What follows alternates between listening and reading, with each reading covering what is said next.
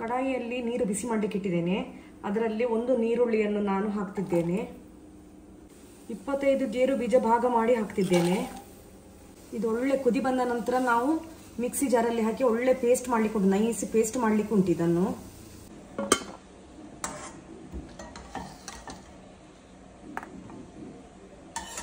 ಕಡಾಯಿಗೆ 1 ಚಮಚದಷ್ಟು ತುಪ್ಪ ಹಾಕ್ತಿದ್ದೇನೆ. ಸ್ವಲ್ಪ ಹಳದಿ ಹುಡಿ, ಸ್ವಲ್ಪ ಮೆಣಸಿನ ಹುಡಿ, ಸ್ವಲ್ಪ ಉಪ್ಪು, ಗೇರು ಬೀಜ ಹಾಕುವ ಒಂದು 15.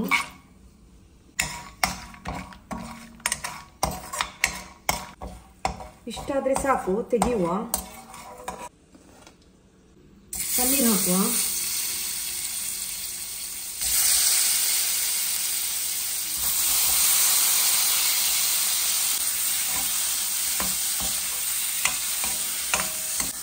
ಗೋಲ್ಡನ್ ಬ್ರೌನ್ ಆಗುವವರೆಗೆ ನೀವು ಹುರಿಬೇಕು.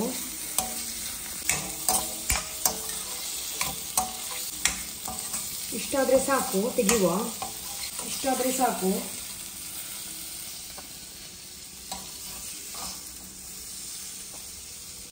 ಇದನ್ನು ಮತ್ತೆ ಯೂಸ್ ಮಾಡುವ. ಸ್ಮೂತ್ ಪೇಸ್ಟ್ ಮಾಡುವ. ಸ್ಮೂತ್ ಪೇಸ್ಟ್ ಆಯಿತು. 1 ಚಮಚದಷ್ಟು ಸನ್ಫ್ಲವರ್ ಆಯಿಲ್, 1 ಬೇ ಲೀಫ್, ಅರ್ಧ ಚಮಚದಷ್ಟು ಜೀರಿಗೆ, 1 ಏಲಕ್ಕಿ, 1 ತುಂಡು ಚಕ್ಕೆ ತುಂಡು ಹಾಕ್ತಿದ್ದೇನೆ. 8 ಬೆಳ್ಳುಳ್ಳಿ ಚೂರು ಮಾಡಿದ್ದೇನೆ, ಹಾಕ್ತಿದ್ದೇನೆ. 1 ಮೆಣಸಿನಕಾಯಿ ಚೂರು, 1 ನೀರುಳ್ಳಿ ಕೊಚ್ಚಲು.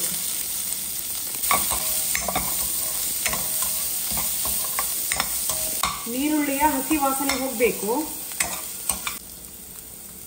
1 ಚಮಚ ಜಿಂಜರ್ ಗಾರ್ಲಿಕ್ ಪೇಸ್ಟ್, 1 ಚಮಚ ಮೆಣಸಿನ ಹುಡಿ, ಸ್ವಲ್ಪ ಹಳದಿ ಹುಡಿ, 1 ಚಮಚ ಕೊತ್ತಂಬರಿ, 1 ಚಮಚ ಜೀರಿಗೆ ಹುಡಿ. ನೀರು ಹಾಕುವ ಸ್ವಲ್ಪ.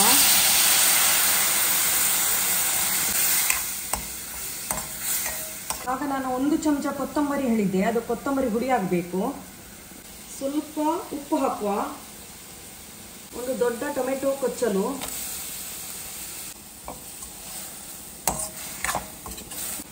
ಟೊಮೆಟೊ ಒಳ್ಳೆ ಸ್ಮೂತ್ ಆಗಬೇಕು.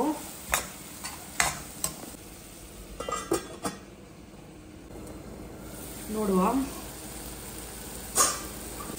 ಇದೇ ಹೊತ್ತಿಗೆ ಆನಿಯನ್ ಮತ್ತೆ ಕ್ಯಾಶ್ಯೂ ಪೇಸ್ಟ್ ಹಾಕುವ.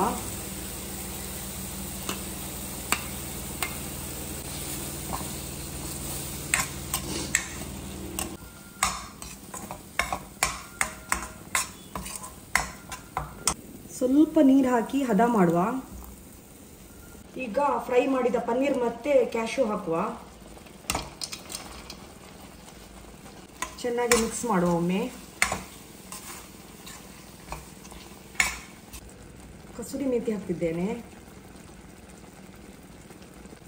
ಅರ್ಧ ಚಮಚದಷ್ಟು ಗರಂ ಮಸಾಲ ಪೌಡರ್. ಮಿಕ್ಸ್ ಮಾಡುವ ಒಮ್ಮೆ.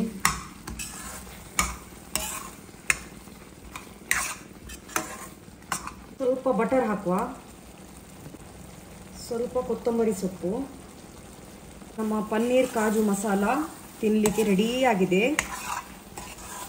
ನೋಡಿ ಎಷ್ಟು ಒಳ್ಳೆ ಬಂದಿದೆ ಅಂತ ಹೇಳಿ. ಇದರೊಟ್ಟಿಗೆ ಒಂದು ಪರೋಟ ಇದ್ದರೆ ತುಂಬ ಒಳ್ಳೆಯದಾಗ್ತದೆ.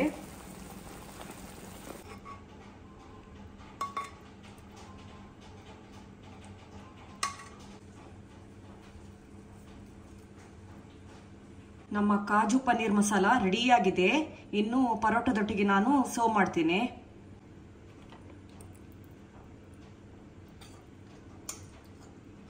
ಯಮ್ಮಿ ಯಮ್ಮಿ ಪನ್ನೀರ್ ಮಸಾಲ, ಕಾಜು ಪನ್ನೀರ್ ಮಸಾಲ. ಇನ್ನು ನಾನು ತಿನ್ನಲಿಕ್ಕೆ ಕೂತ್ಕೊಳ್ತೇನೆ. Bye friends.